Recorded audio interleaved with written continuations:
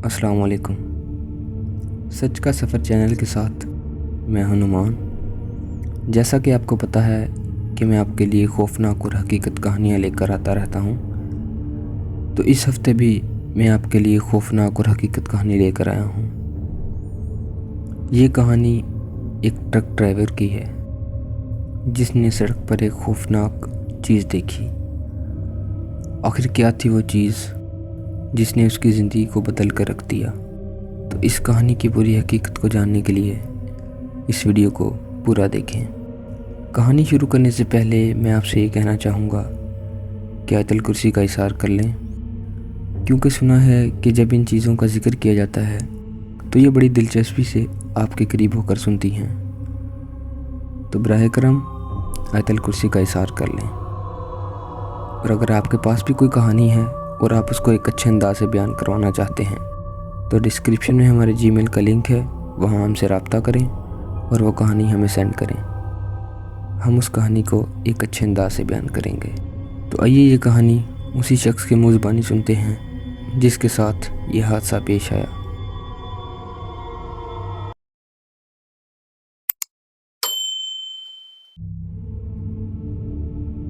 अस्सलाम वालेकुम।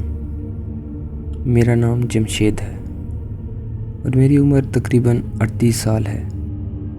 आज मैं जो बात बयान करने जा रहा हूँ ये कोई फर्जी कहानी नहीं, ना ही मैं किसी को डराने के लिए सब कुछ सुना रहा हूँ। अगर आप कभी रात के वक्त हाईवे पर सफ़र करते हैं, ख़ास तौर पर ट्रक या बस में, तो मेरी गुजारिश है ये बात आखिर तक ज़रूर सुनें, क्योंकि जो कुछ मेरे साथ हुआ वो किसी के साथ भी हो सकता है।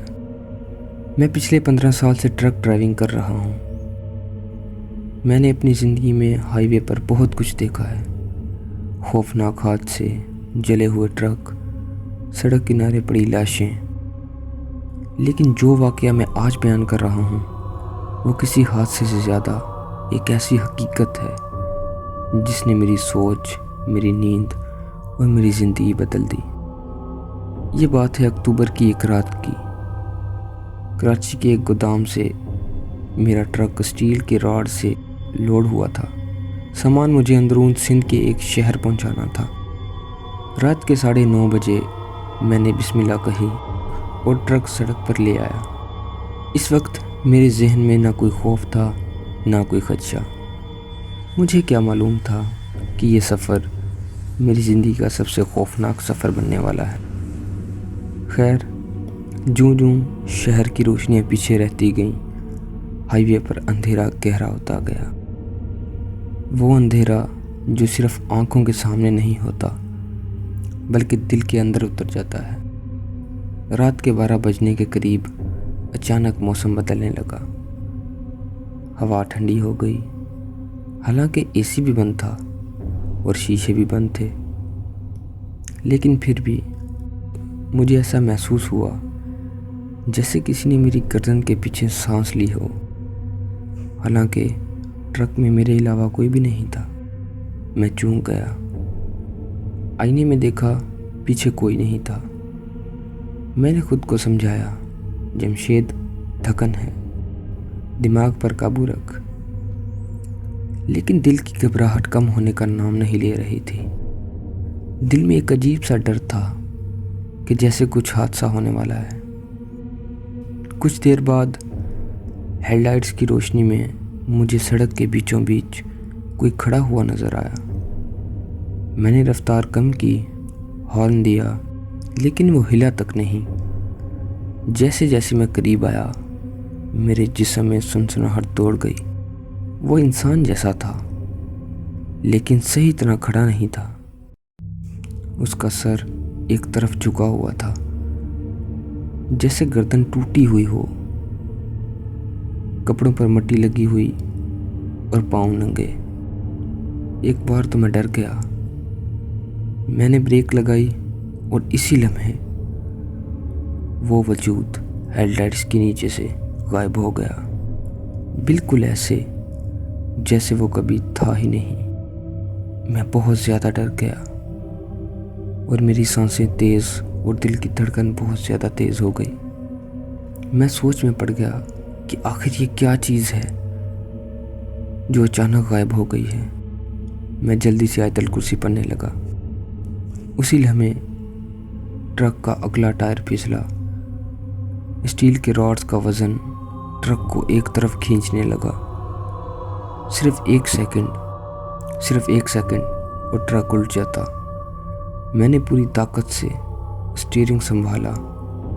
ٹرک رک تو گیا لیکن میرے سانسیں بھی رک چکی تھی۔ میں نیچے اترا تو سڑک پر قدموں کے نشان نظر آئے، لیکن وہ نشان الٹی سمت میں تھے، جیسے کوئی پیچھے کی طرف چل رہا ہو۔ میرے پیروں تلے زمین نکل گئی۔ قسم سے وہ لمحہ بہت زیادہ خوفناک تھا، کیونکہ ہائی وے پر میرے علاوہ اور کوئی نہیں تھا۔ مجھے اندازہ ہو گیا یہ کوئی عام معاملہ نہیں ہے۔ میں نے موبائل نکالا اور ویڈیو ریکارڈنگ آن کر دی۔